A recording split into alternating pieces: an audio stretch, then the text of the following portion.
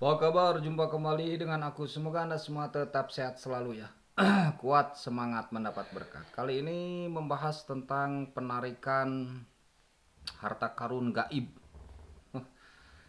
Jadi di dunia mistik ya, mistik itu ada yang namanya penarikan harta karun gaib tapi gitu ya. Kenapa gaib? Karena memang tidak terlihat harta itu atau belum terdeteksi secara teknologi. Jadi hanya melalui penerawangan. Hanya rawannya ini, penerawangan ini itu memang penerawangnya harus yang sudah terlatih ya. Kalau belum terlatih agak rawan karena bisa menyatu dengan daya hayal. Daya hayal ini hanya membayang-bayangkan nantinya membuat susah ke teman-temannya gitu ya, atau ke yang di sekelilingnya gitu. Misalkan si A nih bilang, wah di kamar saya ada harta karun nih, ada harta karun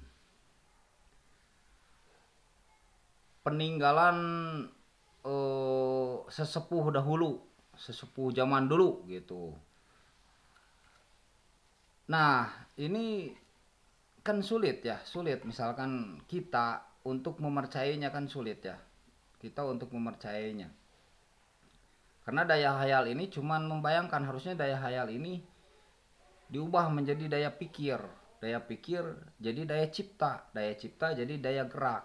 Jadi ada pergerakan ya. Nah ini akan sulit. Bahkan ke paranormalnya pun sulit. Paranormalnya misalkan sulit untuk menghayalkan itu. Atau paranormalnya belum sampai ke taraf dia, taraf menghayal begitu gitu. Kenapa bisa disebut menghayal? Karena memang hanya membayangkan gitu. Kecuali ya mungkin kata si A ada, si B ada, si C ada, si D ada. Melalui beberapa orang misalkan yang ahli memang di situ ada. Nah, kemudian harusnya dideteksi lah dengan bantuan teknologi juga, karena kalau enggak dengan bantuan teknologi ya agak sulit juga. Kecuali yang memang penerawangnya itu sudah terlatih ya dengan baik. Penerawangnya memang 90% selalu benar lah. Dia udah emang udah teruji gitu ya. Nah kalau yang belum teruji ya itu sulit. Ketika kita harus mengikuti hayalan dia, itu akan melelahkan gitu. Itu akan menyulitkan, capek sendiri nanti. Atau malah paranormalnya yang bilang di sini ada harta karun, di rumah kamu misalkan ada harta karun. Ya mungkin jadi membingungkan si tuan rumahnya ya. Jadi membingungkan gitu. Karena si tuan rumahnya tidak merasakan atau tidak bisa menghayalkan ke situ atau tidak bisa menerawang lah ke situ. Ini akan sulit, jadi menyusahkan. Nah, begitu ya kira-kira.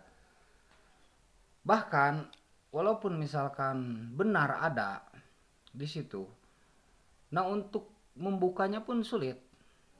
Untuk mengguar, untuk membuka gudang harta itu, harta karun itu sulit. Kan biasanya dalam dunia mistik atau di kita dunia uka-uka ya ada kan yang begitu. Di sini ada emas, di sini ada uang nih. Di sini ada emas, di sini ada uang, di sini ada merah delima. Dari daya hayalnya, kuncinya kita tidak mendapatkan atau mantranya kita tidak tahu untuk mengungkap itu semua. Itu akan menyulitkan ya. Ya memang ada diterangkan ya, kalau saya tidak salah itu kalau yang harta yang terkubur kalau 40 hari itu dikuasai oleh bangsa jin lah, bangsa makhluk halus. Kalau tidak ditaburi garam dulu, misalkan saya atau sesepuh saya nih ngubur harta. Nah, ngubur harta. Nah, kemudian harta itu tidak ditaburi garam dulu. Nah, ketika tidak ditaburi garam dulu, nanti sesudah 40 hari itu dikuasai oleh bangsa makhluk halus gitu.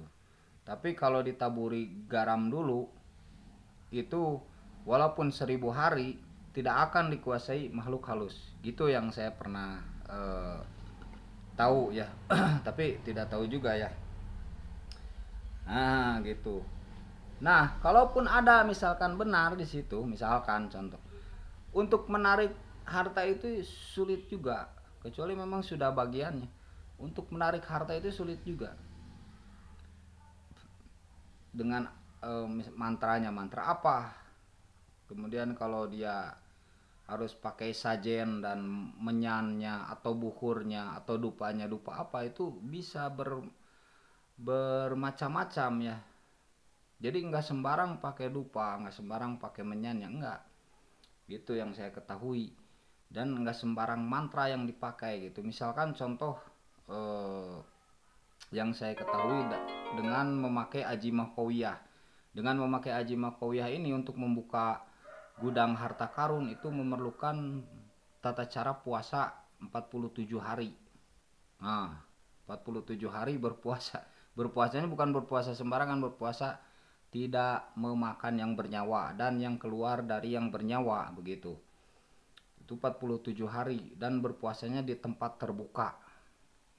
Tentunya tidak ramai di situ ya, tidak ramai. Karena kalau ramai mungkin ada gesekan hawa panas manusia gitu ya. Jadi di tempat terbuka yang sepi, yang lapang gitu. Dan ini nanti dalam beberapa hari ada ujian-ujiannya. Seperti contoh dalam Aji Mahkawiyah misalkan di 21 hari ada ujiannya. Nanti bertemu dengan sesosok makhluk yang tinggi dengan kepalanya besar. Gitu. Nanti di beberapa hari ada ujiannya lagi dan ujian itu tidak simpel di hari-hari itu ya. Mungkin akan menggetarkan jiwa. Jadi membuat takut ya karena tidak biasa gitu. Karena tidak biasa. Nah, jadi saat itu memerlukan guru, memang memerlukan guru. Nah, gitu ya. Jadi ini sekedar gambaran saja, sulit itu untuk ya kecuali untuk bersilaturahmi gitu ya kan. Kalau dalam muka-muka terkadang silaturahminya ya gitu, silaturahminya yang penting. Jadi tingkat keberhasilannya ya tidak menjamin 100% begitu ya. Nah, ini sekedar pembuka saja. Bukan pembuka, apa namanya, pengenalan saja gitu.